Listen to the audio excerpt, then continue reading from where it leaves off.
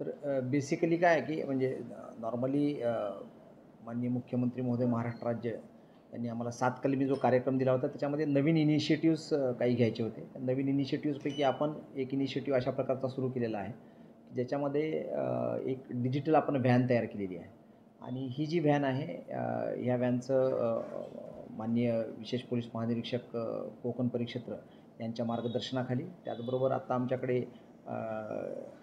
EDG जे आहेत रामानंद साहेब ते आले होते तेव्हा आम्ही त्यांना मुरबाडच्या ह्याच्यामध्ये त्यांना व्हॅन पण दाखवली आणि नॉर्मली उद्घाटन पण झालेलं आहे. पण त्याच्यामध्ये एकंदरीत जे आहे ते अशा प्रकारची जी ही व्हॅन आहे ह्या व्हॅनमध्ये बेसिकली BNSS आणि भारतीय साक्ष अधिनियम ह्याच्या संदर्भामध्ये बेसिकली आपल्याकडे रिमोट विलेजेस जास्त आहेत. तर लोकांमध्ये एक नवीन कायद्याच्या संदर्भामध्ये जो आपल्याला अवेअरनेस आणखी जास्तीत जास्त क्रिएट करायचा आहे हा ह्या व्हॅनचा मेन पर्पज आहे. त्याच्यामध्ये आपण ॲनिमेटेड काही फिल्म्स केलेले आहेत आणि महिला आणि मुलांची सुरक्षितता हा ह्याच्यातला मेन मोटो आहे.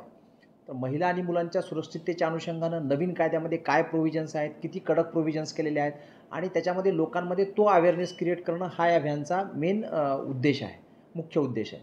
त्याचबरोबर दुसरा जो उद्देश आहे तो आम्ही याच्यामध्ये जेवढे काही आपल्याकडे वीटभट्टीचे प्रमाण मोठे आहे, बॉन्डेड लेबर्सची संख्या जास्त आहे. त्याचबरोबर चाइल्ड मॅरेजचे प्रकार हे ग्रामीण भागामध्ये आदिवासी पाडे वगैरे जे आहेत तिथं चाइल्ड मॅरेजचे प्रकार अशा प्रकारचे आपल्याला आढळतात. त्या अनुषंगानं सुद्धा आपण त्यांना अवेअर करणं हा एक ह्याच्यातला मुद्दा आहे. आता हे अवेअरनेस आपण कसं करणार तर पोलीस यंत्रणेच्या माध्यमातून आपण अवेअरनेस करणार. त्याचबरोबर हा जो अवेअरनेस आहे आपण काही स्ट्रीट प्लेज आपण आयोजित करणार आहे. अशा स्ट्रीट प्लेजच्या माध्यमातून नवीन कायद्यासंदर्भातला अवेअरनेस, स्ट्रीट प्लेजच्या माध्यमातून असा सोशल अँगल घेऊन तो अवेअरनेस, अशा प्रकारचा अवेअरनेस जनमानसामध्ये तयार करणं हा ह्याच्यामधला एक मेन उद्देश आहे. त्याचबरोबर जे आहे ते आम्ही दर शनिवारी तक्रार निवारण दिन घेतो. आता हा तक्रार निवारण दिन जो आहे तो हा तक्रार निवारण दिन फक्त पोलीस स्टेशनच्या स्तरावरती होतो. तर ह्या व्हॅनमध्ये आमचे अधिकारी, आमचे अंमलदार राहतील आणि हे सुद्धा तक्रार निवारण दिन जो आहे ज्या ठिकाणी पोलीस स्टेशन नाही अशा रिमोट भागामध्ये जसं शहापूरमध्ये खर्डी आहे किंवा टोकवाडेमध्ये धसई आहे किंवा किनवलीमध्ये डोळखामसारखं ठिकाण आहे, वांगणीसारखं ठिकाण आहे कुळगावच्या हद्दीमध्ये.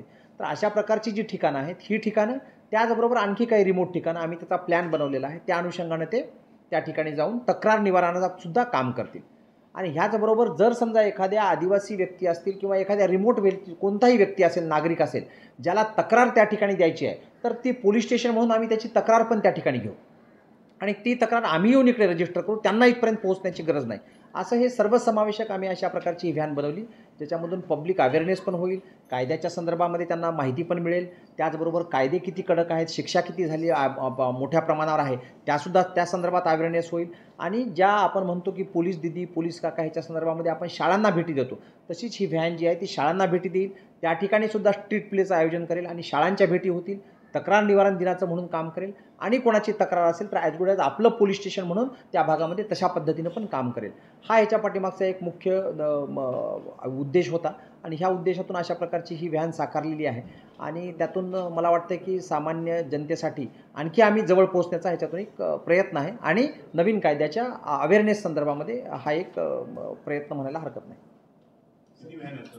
आम्ही एकच व्हॅन आता केलेली आहे. त्या व्हॅनचं आपण नियोजन जे आहे ते नियोजन पोलीस स्टेशन वाईज आपण त्यांना त्या व्हॅनचं करणार आणि त्याच्यानंतर मग आणखी एक व्हॅन करण्याचं प्रयोजन आहे.